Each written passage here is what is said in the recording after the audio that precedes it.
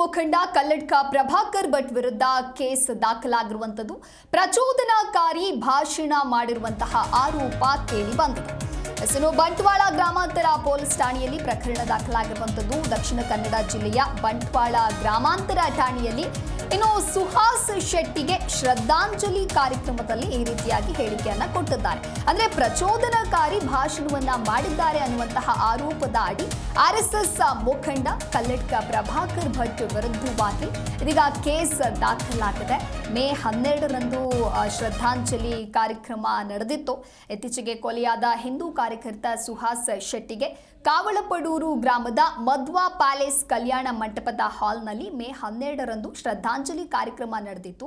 ಈ ಒಂದು ಶ್ರದ್ಧಾಂಜಲಿ ಕಾರ್ಯಕ್ರಮದಲ್ಲಿ ಪ್ರಚೋದನಕಾರಿ ಭಾಷಣವನ್ನ ಮಾಡಿದ್ದಾರೆ ಆರ್ಎಸ್ಎಸ್ ಮುಖಂಡ ಕಲ್ಲಡ್ಕ ಪ್ರಭಾಕರ್ ಅನ್ನುವಂತಹ ಆರೋಪದ ಅಡಿಯಲ್ಲಿ ಇವರ ವಿರುದ್ಧವಾಗಿ ಇದೀಗ ಕೇಸ್ ದಾಖಲಾಗಿದೆ. ಬಂಟ್ವಾಳ ಗ್ರಾಮಾಂತರ ಪೊಲೀಸ್ ಠಾಣೆಯಲ್ಲಿ ಈ ಪ್ರಕರಣ ದಾಖಲಾಗಿದ್ದು ಪ್ರಚೋದನಾತ್ಮಕವಾಗಿ ಭಾಷಣವನ್ನ ಮಾಡಿದ್ದಾರೆ ಅನ್ನುವಂಥ ಆರೋಪ ಕೂಡ ಕೇಳಿ ಬಂದಿದೆ.